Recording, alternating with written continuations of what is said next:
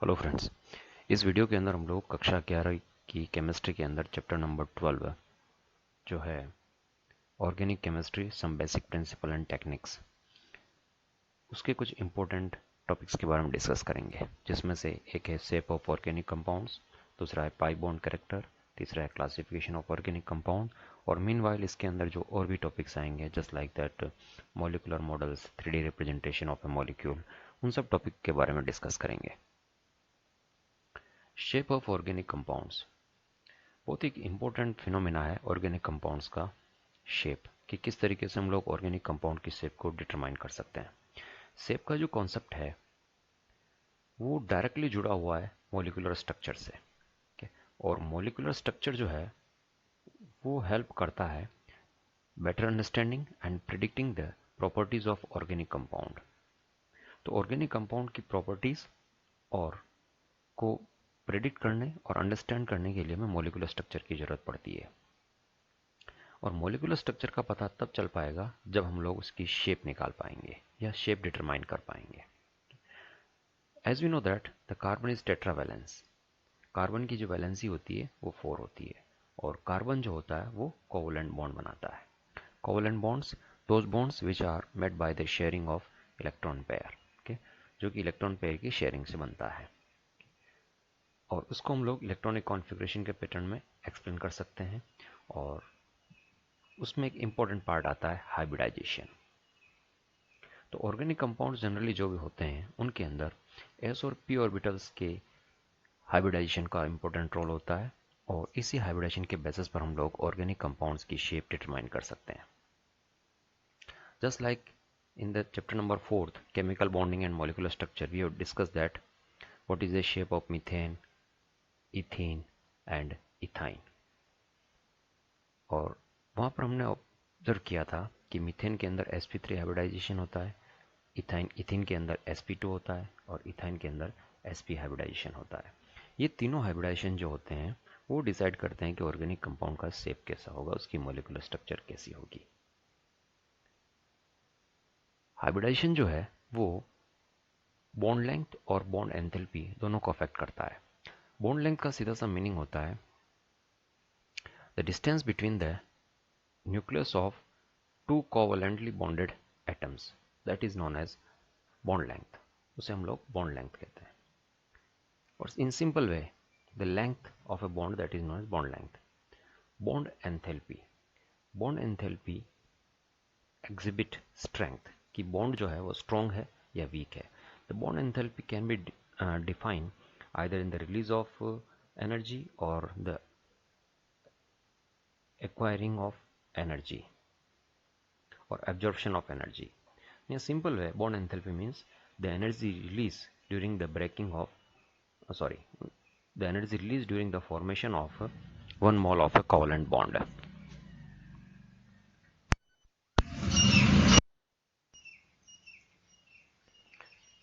Or either the other side, we can define bond enthalpy, the energy required to break down 1 mole of a bond. So in both the cases we can define bond enthalpy. And the bond enthalpy and bond length depends on hybridization. First we will discuss about bond length, कि किस तरीके से bond length जो है वो hybridization पर depend करती है। sp जो बॉन्ड होता है उसके अंदर ट्रिपल बॉन्ड होता है, sp2 जो होता है उसमें डबल बॉन्ड कैरेक्टर होता है, और sp3 जो हाइब्रिडाइजेशन होता है उसमें सिंगल बॉन्ड होता है। तो sp के अंदर जो ऑर्बिटल्स होते हैं वो काफ़ी क्लोज होते हैं एक दूसरे के। sp2 के अंदर थोड़ा सा डिस्टेंस होता है उनके बीच में, और sp3 के अंदर और भी डिस्टेंस ज़्यादा होता है। तो सबसे ज़्यादा जो बॉन्ड लेंथ है वो सिंगल बॉन्ड की होती है, फिर उसके बाद डबल बॉन्ड की उससे कम होती है, और ट्रिपल बॉन्ड की उससे और भी कम होती है। बॉन्ड एंथैल्पी की अगर हम बात करते हैं तो सबसे ज़्यादा एनर्जी जो है ब्रेक डाउन करने के लिए वो ट्रिपल बॉन्ड को चाहिए होती है, फिर उसके बाद डबल बॉन्ड को, और सबसे कम चाहिए होती है सिंगल बॉन्ड को। sp हाइब्रिड ऑर्बिटल्स के अंदर s कैरेक्टर जो होता है वो ज़्यादा होता है। s कैरेक्टर का मीनिंग होता है the percentage of s orbital. So अगर हम लोग नटशेल में ओवरऑल हाइब्रिडाइज ऑर्बिटल का परसेंटेज 100 मान लेते हैं, तो अगर हम लोग sp की बात करते हैं तो इसमें दो ही ऑर्बिटल हैं, एक s और एक p है, तो s का 50% आता है और p का भी 50% आता है। इसी तरीके से अगर sp2 के अंदर जाते हैं तो यहाँ 3 ऑर्बिटल हो गए, 2 p के और एक s के, तो एवरेज जो है तीनों ऑर्बिटल्स के लिए 33% एस कैरेक्टर यहाँ पर बैठता है। और सबसे जो लास्ट है जिसमें हम लोग sp3 की बात करते हैं, तो यहाँ पर टोटल 4 हाइब्रिड ऑर्बिटल्स हैं। तो एवरेज जो एक ऑर्बिटल के लिए कैरेक्टर आता है वो 25% आता है। तो सबसे कम एस कैरेक्टर होता है sp3 के अंदर।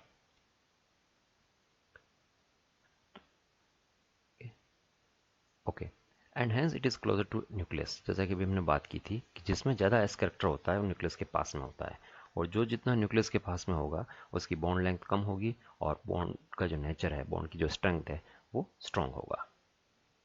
sp2 हाइब्रिड ऑर्बिटल कम होता है। okay? दूसरा एक इंपॉर्टेंट फिनोमेना यहाँ पर है, change in hybridization affect the electron negativity of carbon. Hybridization के अंदर जो चेंज होता है उसकी वजह से कार्बन की इलेक्ट्रॉन नेगेटिविटी भी चेंज हो जाती है। जैसे जैसे एस कैरेक्टर बढ़ता है ऑर्बिटल न्यूक्लियस के पास जाते हैं, तो न्यूक्लियस के पास जाते हैं तो वो पॉजिटिव चार्ज की तरफ ज़्यादा अट्रैक्ट रहते हैं। ओके, तो पॉजिटिव चार्ज की तरफ अट्रैक्ट रहेंगे, उसको अट्रैक्ट करेगा तो वो इलेक्ट्रॉन डेंसिटी जो है उनके ऊपर कम हो जाएगी, इसलिए वो ज़्यादा से ज़्यादा इलेक्ट्रॉन खींचने की कोशिश करता है, क्योंकि उसके उसके साथ में प्रोटॉन का अट्रैक्शन पावर भी लग जाता है। इसलिए जैसे जैसे एस कैरेक्टर बढ़ता है इलेक्ट्रॉन नेगेटिविटी बढ़ती है। Pi bond character, chapter number 4 जिसका कि नाम था chemical bonding and molecular structure, वहाँ पर हमने एक कॉन्सेप्ट पढ़ा था हाइब्रिडाइजेशन, और हाइब्रिडाइजेशन के अंदर हमने पढ़ा था overlapping. Overlapping means bond formation. तो वहाँ पर हमने डिस्कस किया था कि ऑर्बिटल के ओवरलैपिंग से दो तरह के बॉन्ड बनते हैं, एक सिग्मा बनता है और एक पाई बनता है। सिग्मा बॉन्ड जो होता है वो हेड टू हेड ओवरलैपिंग से बनता है, मतलब दो ऑर्बिटल जब बिल्कुल आमने सामने कुछ इस तरीके से आते हैं तो सिग्मा बॉन्ड बनता है। लेकिन जब ऑर्बिटल्स साइड से कंबाइन होते हैं, मिक्स होते हैं, तो वहाँ पर जो बॉन्ड बनता है उसको हम लोग पाई बॉन्ड कहते हैं। ठीक? तो यहाँ पर हम लोग पाई बॉन्ड के कैरेक्टर पढ़ रहे हैं। पाई बॉन्ड का पहला कैरेक्टर ये होता है कि वो पैरेलल ओरिएंटेशन रखता है, क्योंकि साइड बाय जुड़ा होता है इसलिए वो पैरेलल होता है। दूसरा, पी ऑर्बिटल्स जो होते हैं इसके अंदर वो म्यूचुअली पैरेलल होते हैं, और दोनों ऑर्बिटल्स पी ऑर्बिटल्स जो होते हैं वो एक दूसरे प्लेन जिसके अंदर की मॉलिक्यूल उसके परपेंडिकुलर होता है। मतलब ये अगर हमने इस प्लेन मान लिया है, ठीक है, तो इसके 90 डिग्री एंगल पर ये पाई बॉन्ड बनता है, और इस पाई बॉन्ड की वजह से कार्बन कार्बन डबल बॉन्ड के बीच का जो रोटेशन है वो पॉसिबल नहीं हो पाता है। इलेक्ट्रॉन चार्ज जो है पाई बॉन्ड का वो प्लेन के अबोव और प्लेन के बिलो ही होता है, मतलब प्लेन के ऊपर या प्लेन के नीचे। सेंटर में कोई इलेक्ट्रॉन डेंसिटी यहाँ पर नहीं होती है, इसलिए इलेक्ट्रॉन्स जो हैं वो आसानी से अटैकिंग रिएजेंट के लिए अवेलेबल होते हैं। तो अगर जनरल बात करते हैं तो पाई बॉन्ड जो होता है वो मोर रिएक्टिव सेंटर होता है, multiple containing multiple bond, molecular containing multiple bonds के अंदर, क्योंकि इलेक्ट्रॉन डेंसिटी वहाँ पर एक्स्ट्रा अवेलेबल होती है। ये कुछ कैरेक्टर हैं पाई बॉन्ड के। फिर बात करते हैं कि किस तरह से एक मॉलिक्यूल को 3 डायमेंशन में रिप्रेजेंट किया जाता है। तो यहाँ पर हमने एग्जाम्पल लिया है मीथेन का। मीथेन का जो मॉलिक्यूल होता है उसके अंदर 4 CH बॉन्ड होते हैं, चारों आप देख रहे हैं, लेकिन 3 डायमेंशन के अंदर किस तरीके से हम लोग किसी मॉलिक्यूल को 2 डायमेंशन पर रिप्रेजेंट कर सकते हैं तो उसको यहाँ पर समझाया गया है। जो सॉलिड ब्लैक लाइन दे रखी है, मतलब ये बॉन्ड जो होता है वो ऑब्जर्वर की तरफ होता है। दूसरा, जो डैश्ड वेज लाइन दे रखी है ब्रेकिंग मैनर में, इसका मतलब ये बॉन्ड जो है वो ऑब्जर्वर से दूर होता है।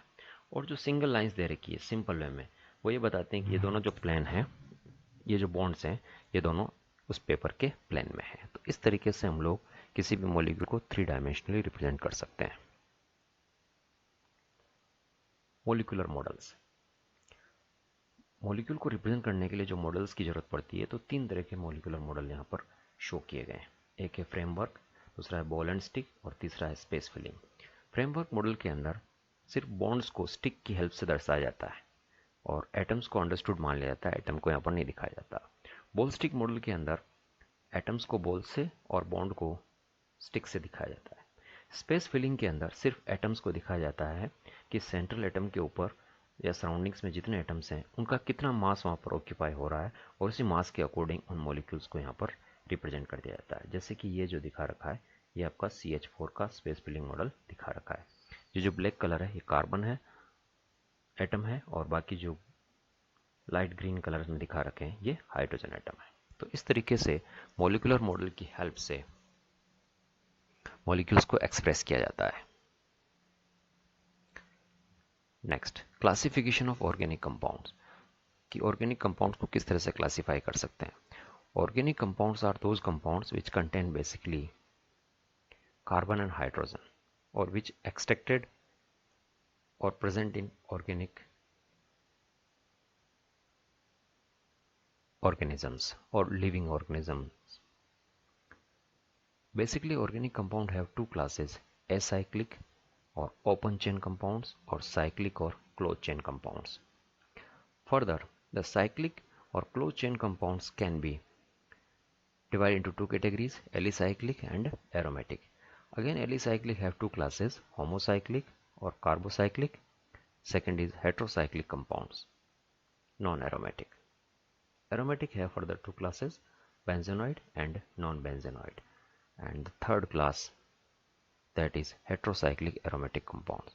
So this is the basic classification of organic compound. Alicyclic compounds. Alicyclic compounds means the closed molecules in which the end carbon attached to each other. मतलब एंड वाले जो कार्बन होते हैं वो एक दूसरे से जुड़े हुए रहते हैं।